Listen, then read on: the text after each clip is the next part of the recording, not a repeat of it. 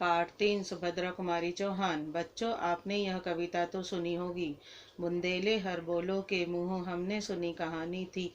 खूब लड़ी मर्दानी वह तो झांसी वाली रानी थी। जानते हो इस कविता की रचना किसने की है? इसकी रचयिता है श्रीमती सुभद्रा कुमारी चौहान। इन्होंने इसी तरह की अनेक कविताएं लिखी हैं।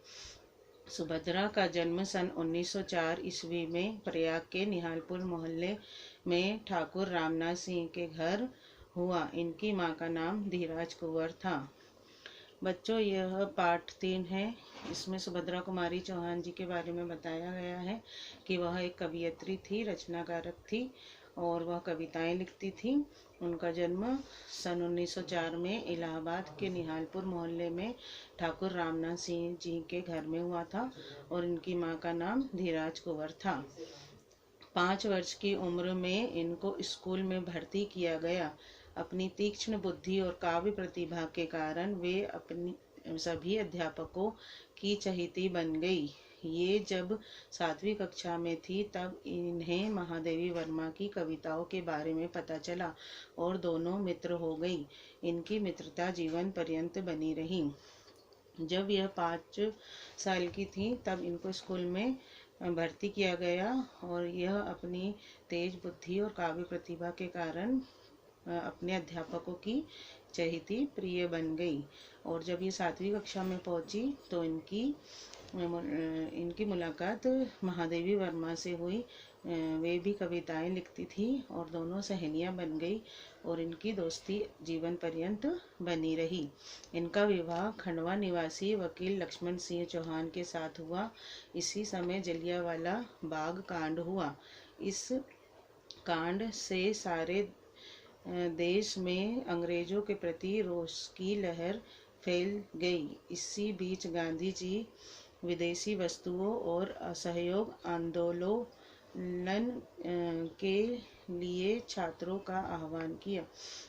इससे प्रेरित होकर सुभद्रा और लक्ष्मण सिंह ने भी इन आंदोलनों में भाग लेने का निश्चय किया। सुभद्रा कुमारी चौहान ने राष्ट्रीय आंदोलनों में जी जान से योगदान दिया। उनके भाषण बहुत जोशीले होते थे तथा वे बीच बीच में कविताएं भी सुनाती थी। जब ये बड़ी हुई तो इनका विवाह खंडवा निवासी वकील श्री लक्ष्मण सिंह चौहान जी के साथ हुआ।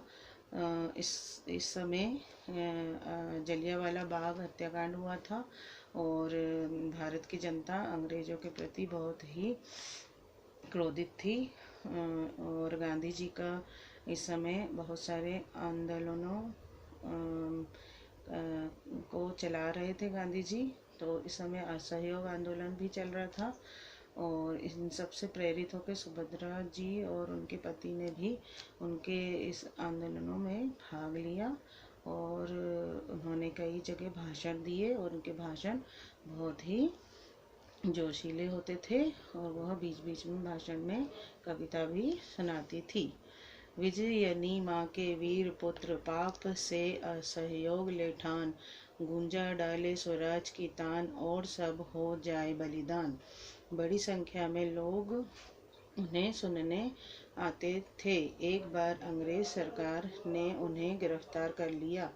तब वे गर्भवती थी। फिर भी उन्होंने जेल के कष्ट सहे जिससे उनकी तबीयत खराब होती गई।